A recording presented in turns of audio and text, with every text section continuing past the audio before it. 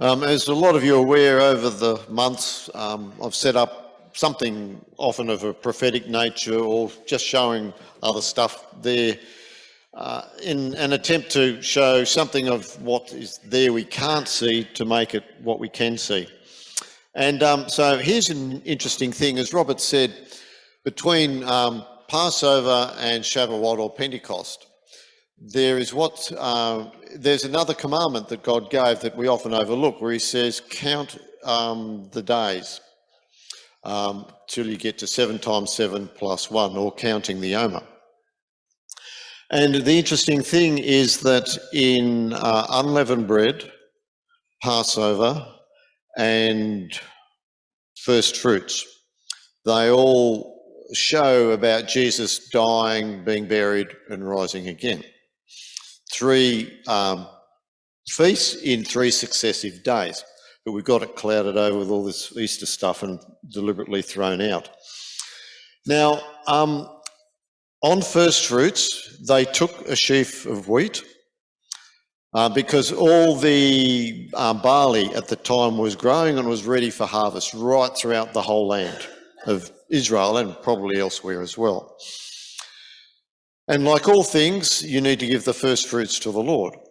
And so they had a bit of barley grow within the temple precincts, and they didn't water it or fertilise or anything. They just let it grow naturally. It had to grow naturally, untouched by man's hands. Then they harvested that when it was harvest time, and everyone else, all the other farmers out there were waiting to harvest. But it was like ready, get set, and they couldn't harvest it until this particular sheaf was waved before the Lord in the temple.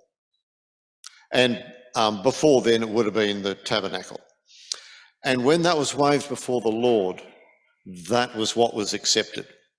Now, there's some beautiful things in this, because most of us have done gardening, so you get some tomatoes are better than others or whatever. And so some crops out there might have been better than what was grown within the temple precinct. Maybe not, but irrespective of that, it didn't matter how good it was out there or how not so good it was. What was accepted in the temple meant that their crop was now ready to harvest. So the farmers were reliant upon this sheaf of barley being waved before the Lord. And it was called an Omer of barley. And that's why it's called counting the Omer, because you're counting a day at a time for 7 sevens, perfection, plus extra. And God is the one who gives the extra. And at any rate, so in Passover and unleavened bread, it's matzah without yeast, because yeast represents sin, man's effort, and so on. But 50 days later, in the temple, were 2 loaves of bread.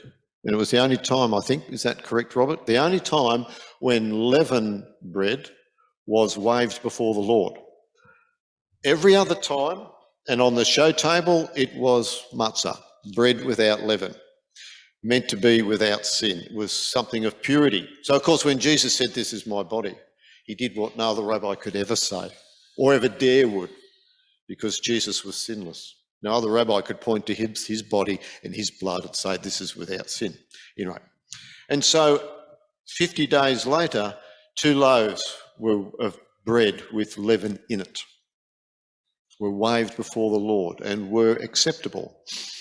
So we have 2 contrasts, leaven and unleavened. You eat both. God's lessons are marvellous. They're all tied up in food, except for Yom Kippur, where you don't eat, but everything else, it's tied up with food, and you eat the lesson. I don't know whether you've realised that. It's not just some religious stuff. You eat what God says. And so what God did was put together the 2 opposites, the requirement to be sinless and his perfection and beauty, and our sinfulness. They come together. And that's the interesting thing about counting the Omer, is that we too are that Omer. It's related to us, how God brings it together.